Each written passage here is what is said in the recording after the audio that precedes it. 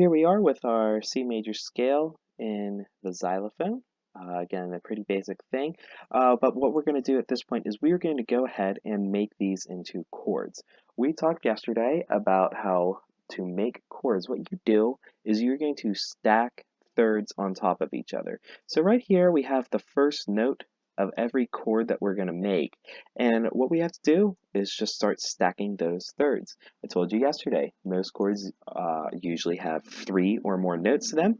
These are seventh chords, and these are going to have 4 notes each. A quick way to know that you're stacking thirds is if you have a note that's on a line, like this C with that little line through it, go up to the next line, and that's a third above C. So far we have C and E. Go up one more line, that's another third to G. So far we have a C major chord of C, E, and G, and because these are seventh chords, we're going to go ahead and add that seventh here. We're going to stack one more third above G, which is B. Now before we go ahead further with all these notes becoming chords, let me pull up this keyboard real quick. As we see here, this is why these are called seventh chords. It might feel weird because there's 4 notes to them, but we're calling them sevenths. Remember, we're going to start on C. We're going to count up, starting with C as 1. So we have 1, 2, 3, 4, 5, 6, and 7. So B is the 7th above C. And specifically, this is a major 7th because we have that bigger step between the last 2 rather than this tiny step up. So C, 2, 3, 4, 5, 6, 7. The major 7th of C is B natural. And so what we have here is C, E, G, and B natural. This is what we call a C7 or a C major 7 chord. I'm not going to use this video to talk about that much in depth with all these other chords. All I want to do in this video is just stack these thirds. So here we have a note in a space, or what would be a space if we imagine that little mini line underneath the D. And let's start stacking thirds. So the next third up is the next space. That's an F. Go ahead to the next space is an A.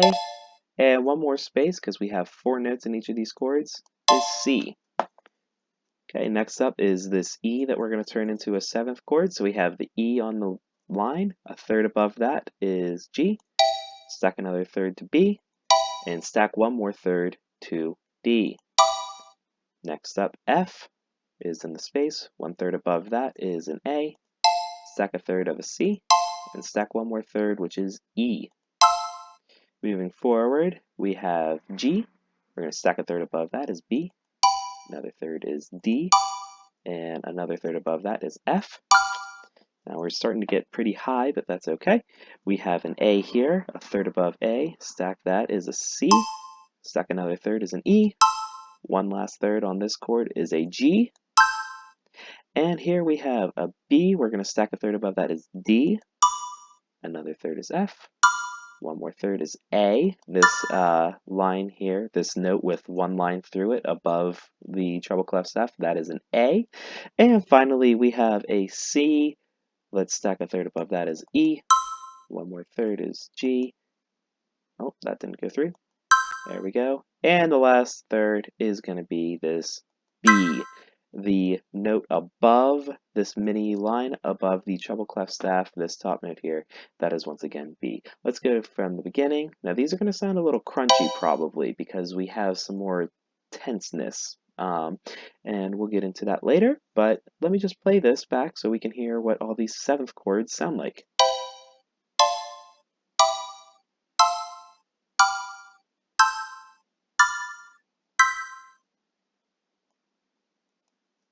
And so that will give us a little taste. The next video we'll talk about what's actually going on with each of these chords.